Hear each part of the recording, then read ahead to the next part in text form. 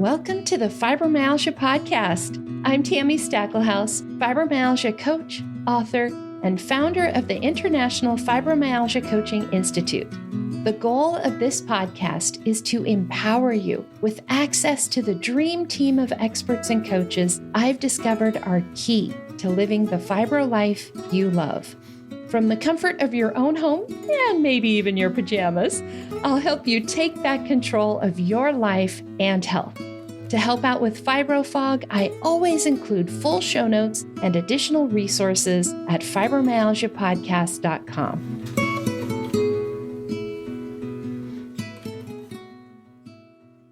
Welcome to the Fibromyalgia Podcast. I'm your coach, Tami Stackelhouse, and this is episode 167. Have you ever felt like the only people who could get better are those who could afford to?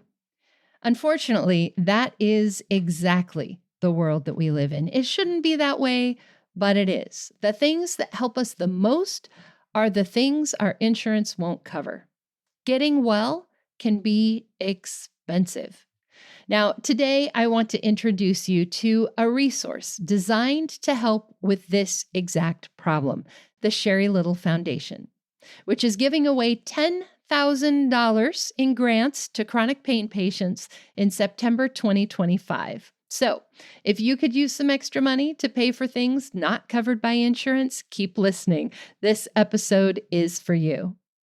Now, before we dig in, I do want to be transparent here. I have been very lucky. I'm married to a rocket engineer who makes good money.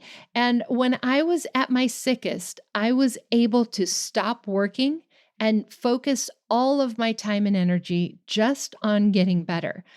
I remember one year when I was doing our taxes, I discovered that we had spent over $20,000 on medical expenses out of pocket, mostly for my fibromyalgia. There were no hospital stays, there were no surgeries. That was just ordinary day-to-day life stuff to manage my fibromyalgia. Now, obviously, not everyone can do that, right? One of my clients, Sherri Little, she was also fortunate to have the financial resources to do what she needed to do. And so when she passed away, this was one of the reasons why she asked me to create a nonprofit in her honor with the money that she had left over, with her life insurance, all of that. Now, I think the best place to start here is with Sherri's story so that you can get a little better idea of who she was. And everything I'm about to share is information that she has given me permission to share before she passed.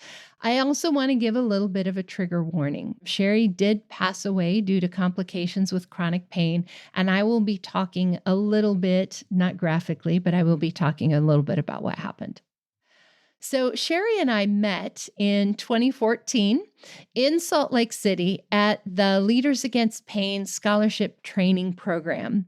And during that training, we had a little bit of a community tragedy. One of our people who was there had to leave quickly because of a death in the family. And that was a little bit traumatic, I think, for all of us.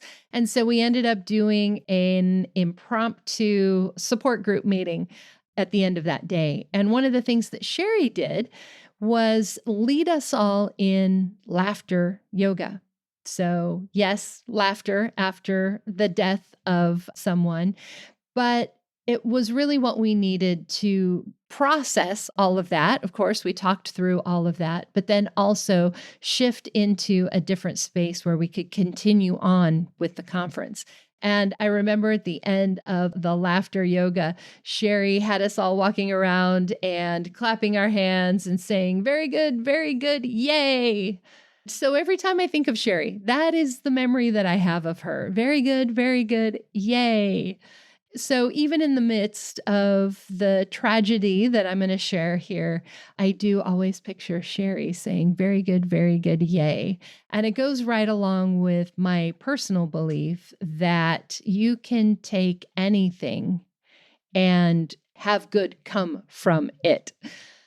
I want to be clear that I'm not saying everything happens for a reason and bad things happen for a reason and all of that. I'm just saying that out of any dark circumstance, you can find rays of light.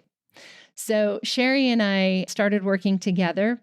She became a client. I was helping her with her fibromyalgia. She was also diagnosed with a bunch of other things. And one of the ones that was particularly terrible for her was an intestinal infection called C. diff. You can look it up, and it is pretty terrible. She was basically stuck in her bathroom, had a hard time just getting food for herself, even more toilet paper. Sherri was single. She didn't have kids, and she lived in a town where she didn't have a lot of friends and family. And so she was really on her own. A lot of our coaching sessions, we spent talking about just how she was going to take care of herself when she was this sick, in this much pain, stuck in the bathroom, and didn't have anyone to help. Now, this was way back in 2015. So this was before all the delivery things that we have these days. I think largely thanks to the pandemic, everybody figured out how to do a delivery. But back then, that wasn't really an option. And so she found a juice company that would deliver juice to her. She found some people that would deliver toilet paper and things like that. But it was a real struggle.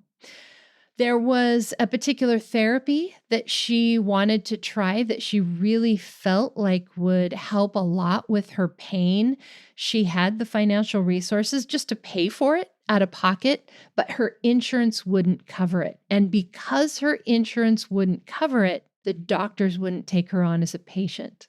It was such an eye-opening experience for me of just how broken our medical system is, that someone who had the money, like she was even willing to pay them up front so they knew they were going to get paid, but they still wouldn't do the therapy or take her on as a patient because her insurance wouldn't cover it.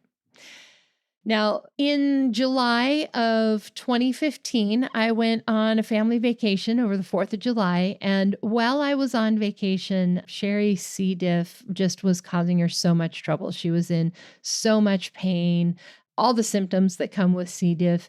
And she actually checked herself into the hospital. She was suicidal.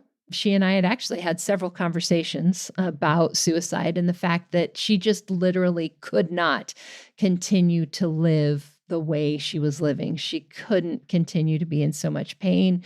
The C. diff was so bad, and she just wasn't finding answers. And it was so interesting talking to her about it because it wasn't like someone who just was giving up on life. Like, she, honest to God, thought that she didn't have any other options.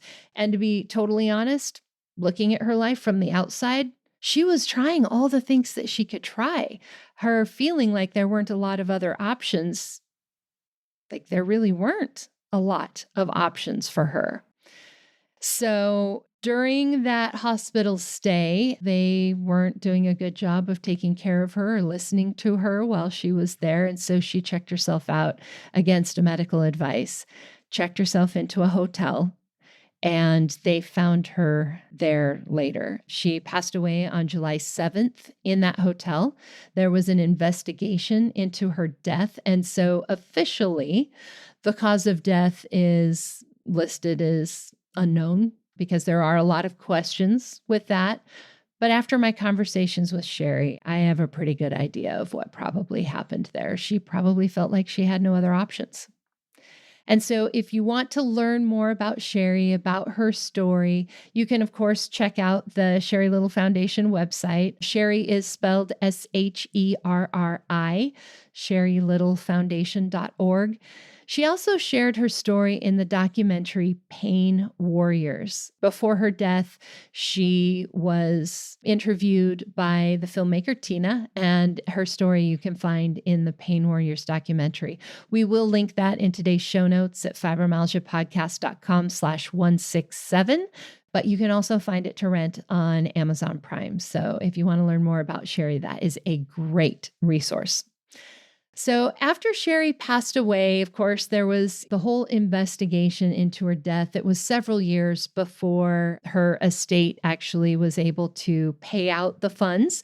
And so we founded the Sherri Little Foundation in 2017, 2 years after her death. Sherri and I had had a lot of conversations before I went on vacation and before she passed away about who she wanted to help, why she wanted to create this nonprofit, just a lot there. So I had a really good idea of exactly what Sherri wanted to do with that money. She wanted to help people who, like her, did not have a lot of social support. She also knew that she was privileged, just like I know I am. And she wanted to help the people who didn't have that same privilege and to provide funds to people who could not afford some of the things that she had been able to do, right? Like having a juice company deliver juice to her, custom made juice, right? Not everybody can afford that. So she wanted to use her life insurance money, use her funds that she had left to start this nonprofit. Now, for me, I feel like it is a perfect other half to what I do. As a coach, as an author, as a podcaster, educator, my whole mission is to help you. Help those people out there with fibromyalgia who are struggling, who feel like they're alone, lost, confused, their doctors don't know what to do with them, to help you get better, right? The answers are out there. I help people get better every day, literally.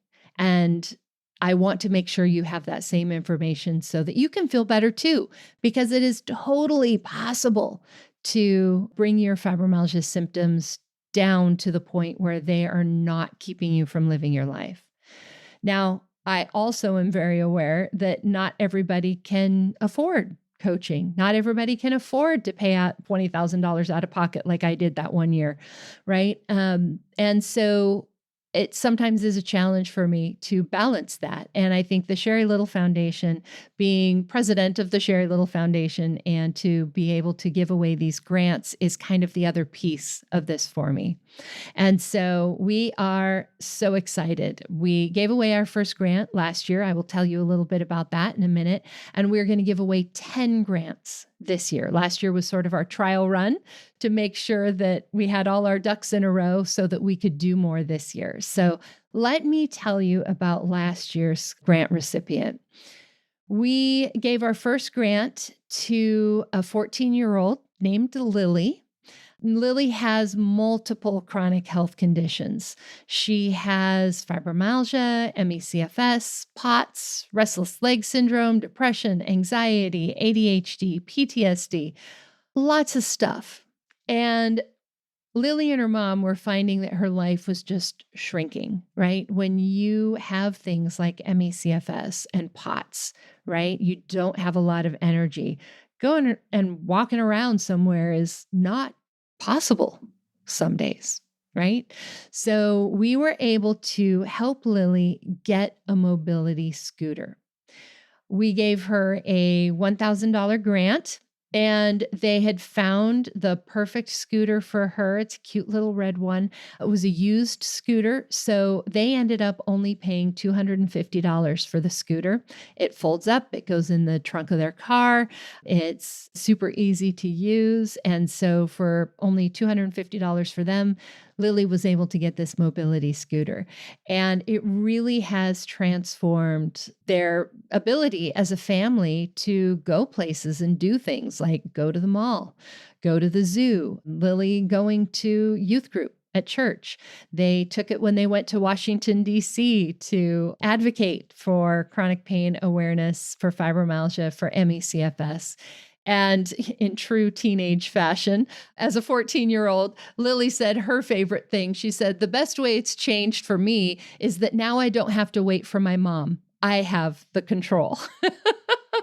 And I love that. It's such a perfect teenage comment because they were using a wheelchair, right? And so if Lily wanted to go look at that thing over there, Anne had to push her over there. But now with the mobility scooter, Lily says she can just take off and leave her mom behind. And her mom, Anne, said that, we've got all these different places we can go now. It's really opened up their world. And so if you want to hear more about Anne and Lily and how this grant has helped them, they do talk about that in episode 134 of this podcast. It's titled The New Face of Fibromyalgia Advocacy, and it's an interview with Anne and Lily Garner.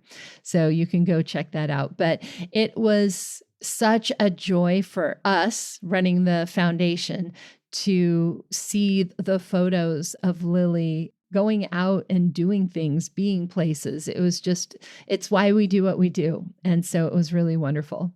Now, you might be wondering what kinds of things you can use the grant for, and I'll use this scooter as an example. Now, the story I'm going to share isn't Lily and Anne. It was a different client I had years before, but it really is what showed me the power of what we're doing here at the Sherri Little Foundation. So I had a client who needed a scooter like Lily, and her insurance would cover it. Her doctor prescribed it. Insurance would cover it. But even when insurance covers something, it's not 100%, right? So there were still several $100s that they had to pay for the scooter. Once they got the scooter, they couldn't get it in the house. They have steps up to their house. The thing is heavy. She actually couldn't use her scooter to get in and out of her house. Inside the house, it was an older house. There were narrow doorways. There were actually some things that had to be done in the house to make the scooter usable in the house.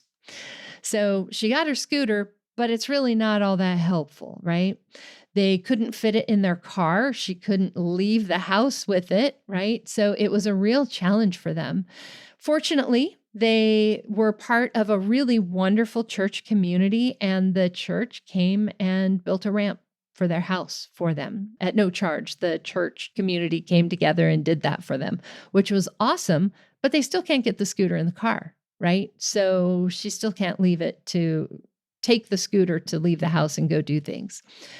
So they needed to figure out how to get a different car, get a lift on the car, what. Again, they're part of this amazing church community, and somebody actually donated a van to them, which was wonderful, except how do you get the scooter into the van and then back out of the van, right? So they needed a lift put on the back of their van.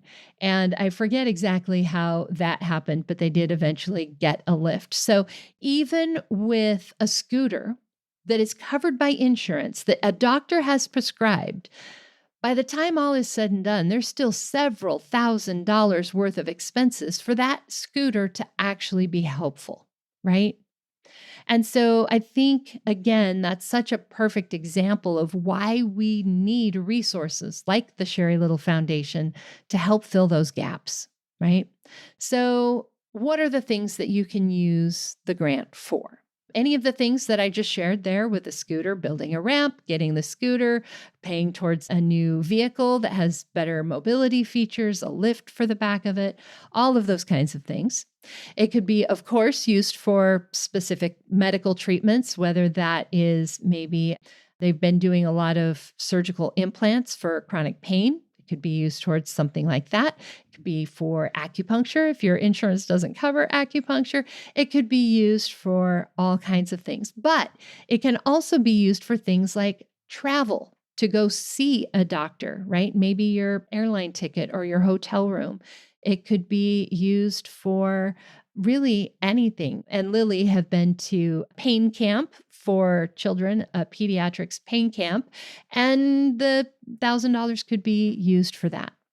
So there are lots and lots of things, really anything that's going to help you feel better, get better.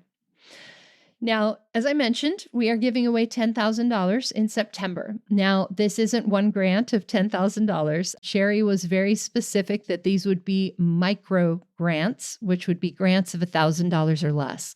So we're giving $1,000 grants to 10 different people. And we are doing that during September 2025. We hope to continue doing that, but at least for now, I can tell you for sure we're doing 10 during September 2025. Now, Because of all the legalities of everything and being accountable to the IRS and everything else, you do have to be a U.S. legal resident to be able to qualify for the grant. I do hope that we're going to be able to do this globally in the future, but for right now, you do have to be a U.S. legal resident. Sherri also specified, you'll remember, that this needs to be for chronic pain patients who have limited resources. And so the way that we're defining that is chronic pain patients whose family income is at or below 200% of the HHS poverty guidelines. So that's the Health and Human Services poverty guidelines. If you don't know what that is, no worries. You can go out to the Sherri Little Foundation website, and when you look at the grant application requirements, there's a link there that you can click on. You'll find a chart that shows you how many people in your family, how much are you earning, and it shows you where you fall. So we are looking for chronic pain patients who are at or below 200% of the poverty guidelines. So the number that you see on that chart there, just take that, multiply it by 2. If you're at or below that, you qualify. And we do verify that by you submitting last year's tax return. Grant recipients also need to be 18 years or older. Now, Lily was 14. So the way we get around that is the legal guardian of that minor child can submit on their behalf. So if you have someone like Lily, who's only 14, who could benefit from this grant, their legal guardian just has to fill out the grant application, is receiving the grant on their behalf. They're just spending it then on the teenager or the child who needs it. So 18 years or older. And we also require a letter of support from your healthcare provider, preferably the one who is treating your fibromyalgia. We do this for several reasons. One, we really want to make sure that you're using this money on something that's going to make a difference for you. We don't want you spending this money on something that your doctor doesn't want you to do. There are lots of things out there that you could try that might actually make you worse. So we want to make sure that this isn't contraindicated. It's something that your doctor is supporting, and your doctor can also explain to us why. So that letter of support from your provider should say what it is that they're recommending that you do and how they believe that's going to help you. We also are going to want from you a description and the cost of what it is you want to spend the money on. We do pay these grants directly to the person providing the service or the treatment. So in Lily's case, we paid the company directly for the scooter, and they just paid the difference.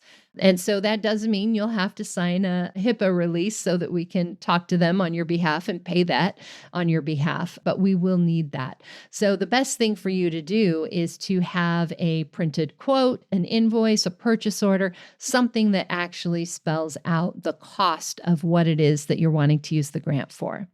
Then our grant selection committee will review all of that, and our finalists will have an interview with the grant selection committee so that we can get to know you a little bit, what it is that you want to use this for, and how this is going to change your life.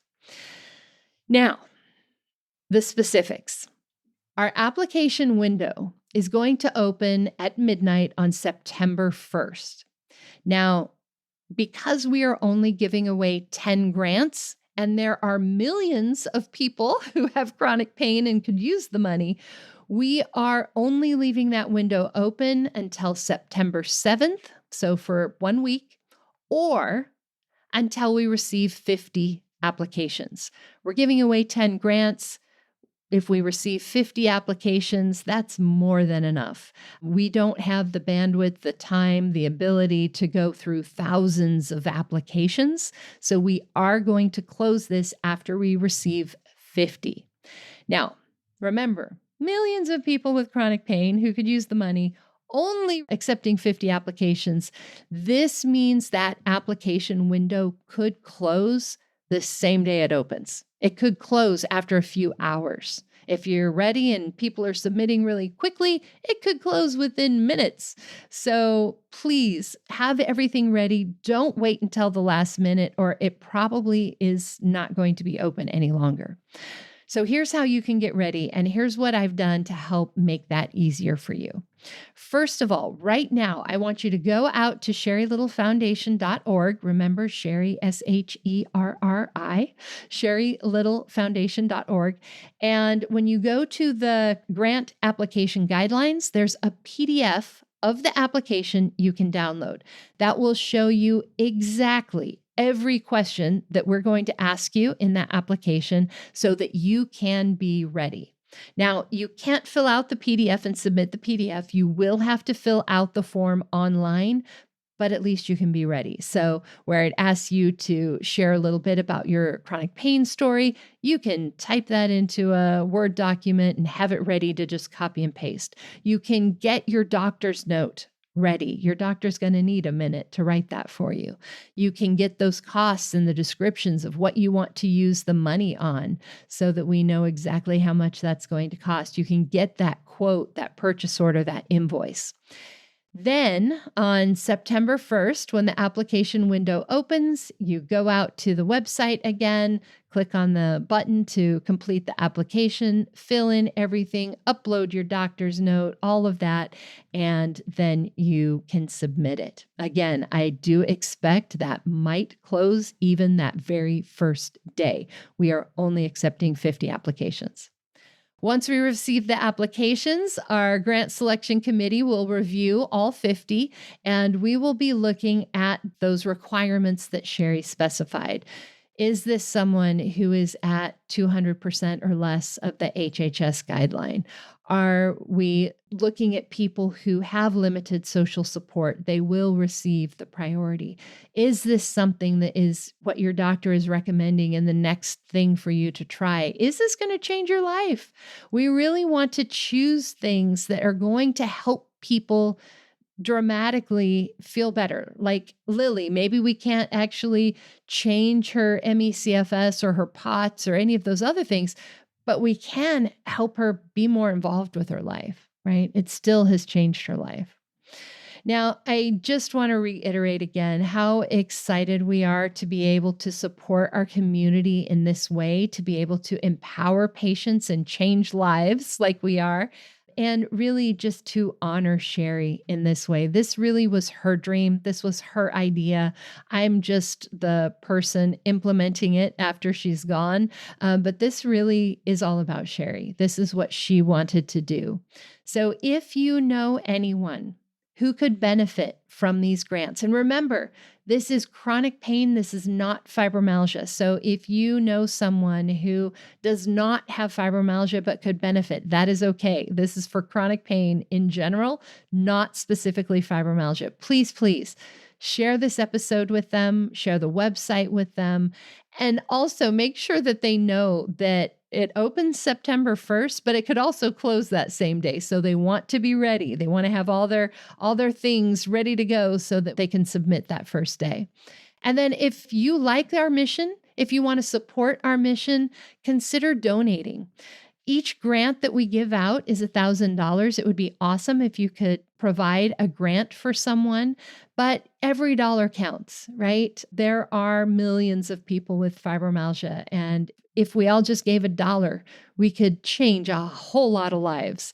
So if you are interested in donating, just go to the sherrilittlefoundation.org website. You'll see the donate button in the upper right-hand corner.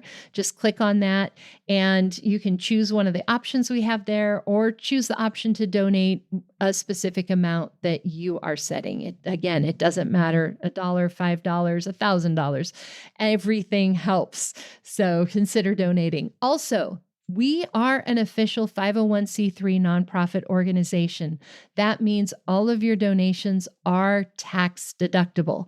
You will get a receipt that you will be able to deduct your donation on your taxes. So again, please consider supporting us. We would love to be able to give away $10,000 every September for Chronic Pain Awareness Month.